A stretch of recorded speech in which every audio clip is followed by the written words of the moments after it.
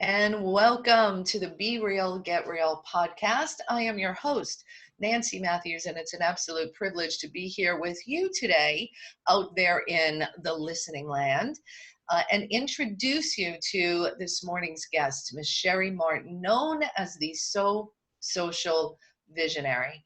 And she is brilliant when it comes to social media, marketing management, strategy, all of those pieces that really have you maximize the opportunity that's available to all of us to share your message in a bigger way and connect with people, really connect with people and build relationships. But today we're having a different conversation. Today we're going to be talking with Cheri about finding the strength in your voice. And she'll be sharing some vulnerability, some moments, and how through her journey, she's been able to turn some obstacles into opportunities and advantages.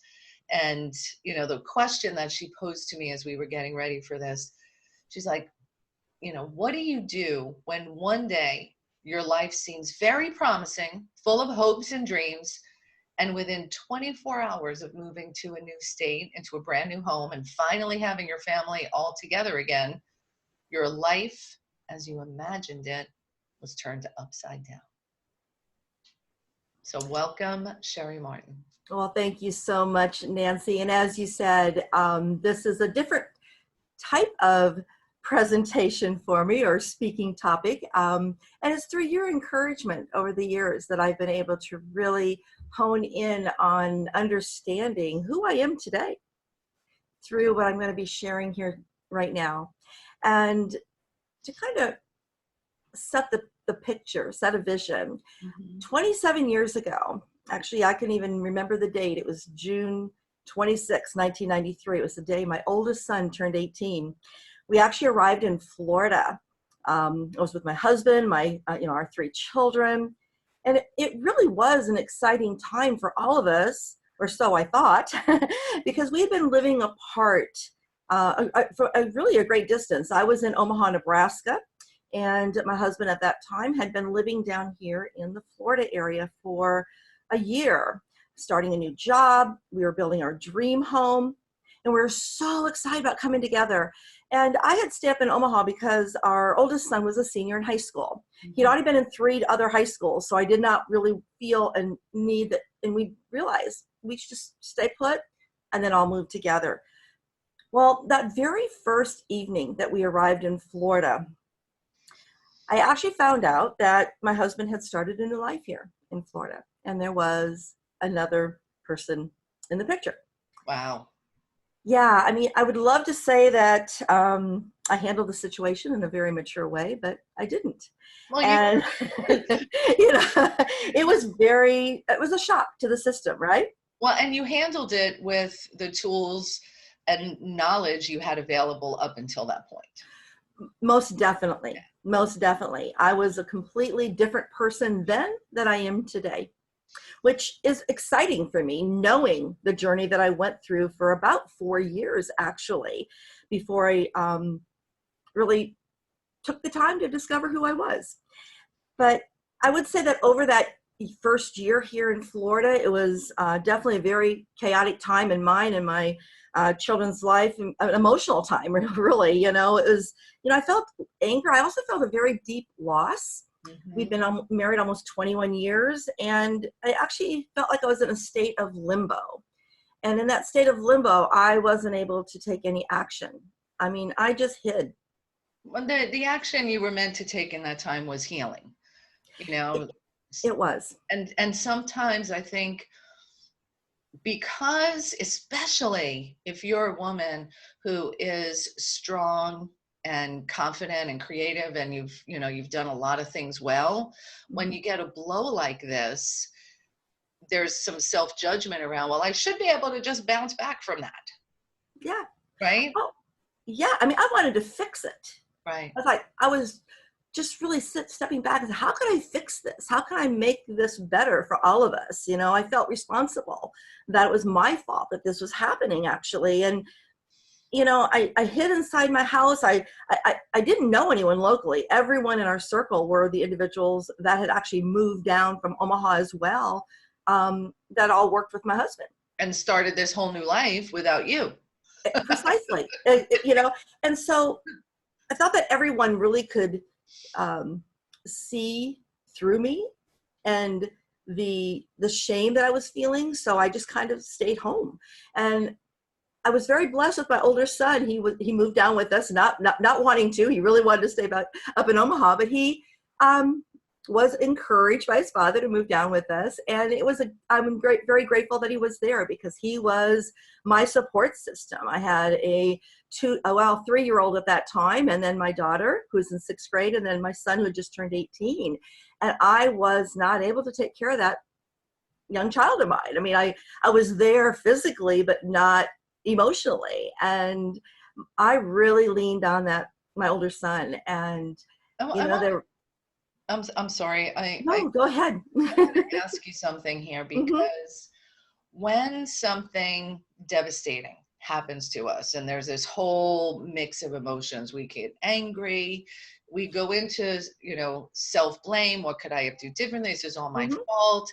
And what we most need at that time is support and community.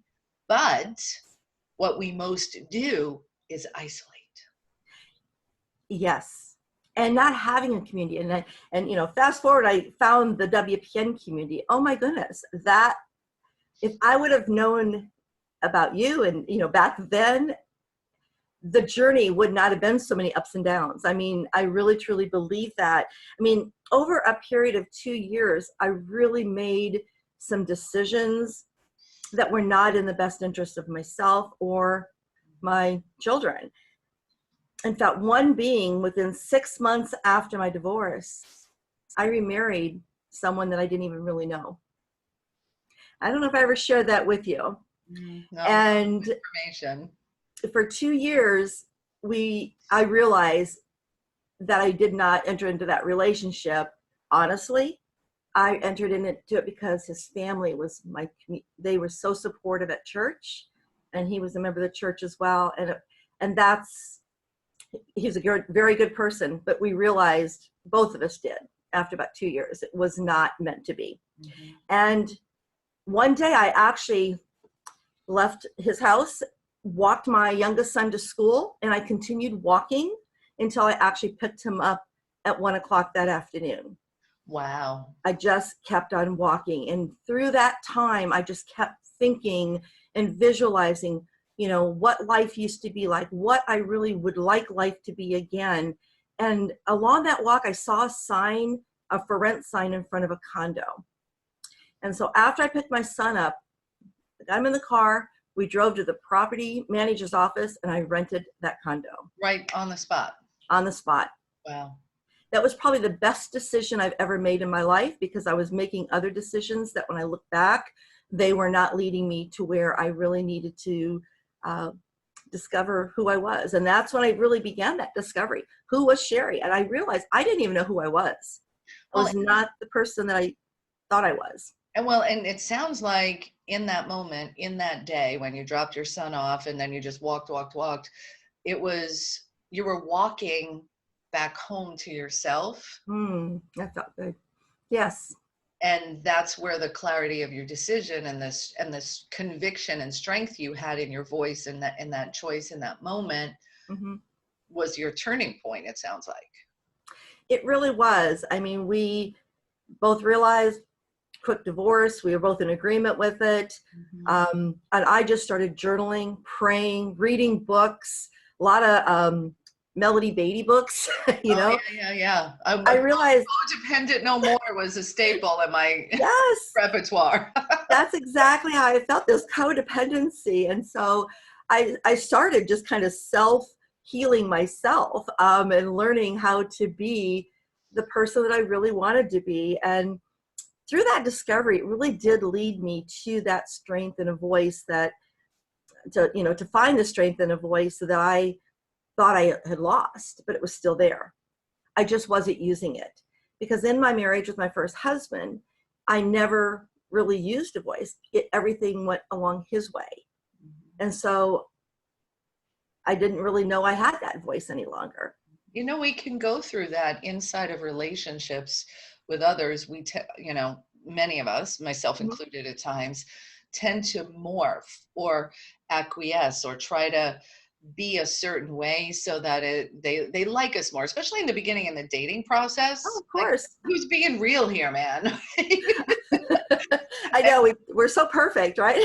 I actually, I was talking with a friend Mhm. last night who's like doing some online dating, and I came up with a new Mm. thing. So someday I'll bring it out, but I think it's going to help the whole online dating scene. But we digress. And my question for you goes to, I know that now you are married to an amazing, loving, brilliant man, Richard. Mhm. How was it for you? So you're going through this self-healing process, this journey back home to who you really are. And you and I have had conversations, and I believe you told me about remembering who you were as a little girl. Yes. So speak to that a little bit. Well, as a child, and you can ask any of my 8 siblings, I was a very determined child, very strong-willed, and I always knew what I wanted, and I went for it, and I got it. Mm-hmm. And that was what I was really searching for, is where did that child go? I was a very competitive child in sports, in music, in school. I always wanted to be the best in everything I did. And I excelled in so many things, but then I stopped excelling. And except when I look back through that journey with my first husband, I know that I was a very good mother. I know that I am a very good mother now, very awesome grandmother. But I had actually stopped loving myself. I had really stopped thinking of me and never took care of me. And I know we all experience that at times. And right now, with the journey that so many of us are going through, being, social distancing, we're learning how to have to really like ourselves again and taking more time for self-care. Mm-hmm. Yeah, And good. so back to that journaling again, even now, really diving deep into that. I'm fine social distancing with that man that I married because my self-discovery really led me to Richard. We met in a phone booth, as how the story goes. Wait. Um, Like a phone booth like Superman would go into? yeah, it's an actual phone booth. It's still an old wooden phone booth at a bar that is still there to this day. It has changed name of the place, but I was there with a friend, and I had actually stepped in there my daughter had a pager, and I had a pager, and I told her I was going to call her, so make sure she got home okay. So long story short, I was in the phone booth, and he was standing outside. When I went to open up, he goes, "I'll let you out if you promise to dance with me." That Oh, is how we met. that is so Richard. It is so Richard. He was awesome, an awesome dancer. But what happened with that is we just started being friends, because trust me, after a long marriage and then a very short marriage, I had just given up. I was never going to get married again. I was just going to be an independent professional person, and had already ventured out and gotten a job. I was excited about the direction I was going and feeling really proud of myself. Mm-hmm. And we just started a friendship, and we actually started a business within, oh gosh, less than a year after we met, we started our business. And through those first 2 years in our business is when we really developed a respect for each other. Mm-hmm. And it was something I had never really felt in a relationship before. So it was new for me, but I was enjoying it. And with his encouragement, most definitely his encouragement behind that, he really led me to start using my voice the way it should be used. And Beautiful. that's when I, jumped in. We were in BNI. I became BNI Business Network International Regional Director for our Space Coast and our Treasure Coast area. I started teaching, which is what I always had wanted to do when I was the short time I was in college, teaching, but I took it to a whole different, on a different path. I started teaching social networking, basically networking skills, but I still think of it as social networking. Yeah. And was able to really build the confidence in my voice, became so much stronger in all of that. And then when social media came out, I just started tapping in and realizing how important it was for me to continue teaching, especially to others, and how to really utilize their voice to take it out to social media and grow their business and be the experts that they are. And that's what I teach when I teach my clients is social networking, you know, really putting that social back into social media and to be real. And using your voice. So I love Yes. the thread that's in all of this story that you're sharing is, you know, finding your voice again, back to who you were born to be, which is, you know, really what happened. You went through a healing process, found self-love and self-respect, which then allowed you to experience it with another human being. Yes. Right? It is very, very true. Yeah. And it really has come full circle. This last holiday season, very blessed, all three of my children were home the weekend after New Year's. We had a great celebration, and I opened up my home to my ex-husband and his wife, who was that third person. We're friends. I'm very happy in the place I am right now, and it was such a healing. And each one of my children just looked at me and says, we never, ever imagined that this moment would happen. Wow. And they thanked us Wow. for never putting them in the middle of it. So I came a full circle this last year, 27 years later, and it's just making me stronger and helping me to see where I'm meant to be and how I'm meant to serve.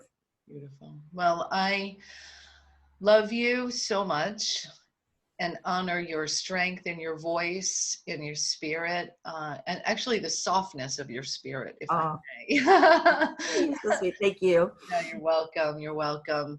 And so, as we wrap up, if there's one thing you'd really like our viewers and listeners to hear today, what would that message be? To really stop and realize you need to love yourself first. Loving yourself is the most important thing. And that way, once you know and are confident within your own being, it's so much easier to give love to others. And that is the one thing, is that I am so happy that I love me and I'm proud of myself.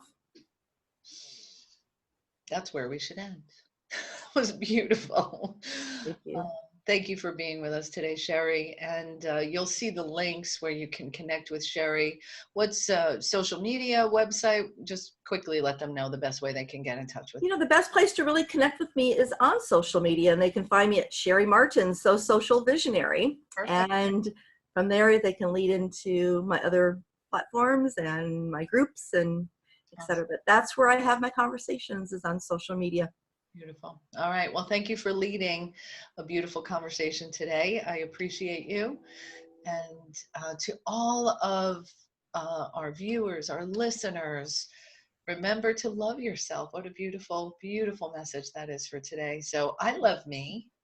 I love Cheri. And I love you too. So until next time, this is Nancy Matthews signing off with the Be Real, Get Real podcast. Make it an amazing day, my friends. Bye, Cheri. Bye-bye, Nancy. Thank you. You're welcome.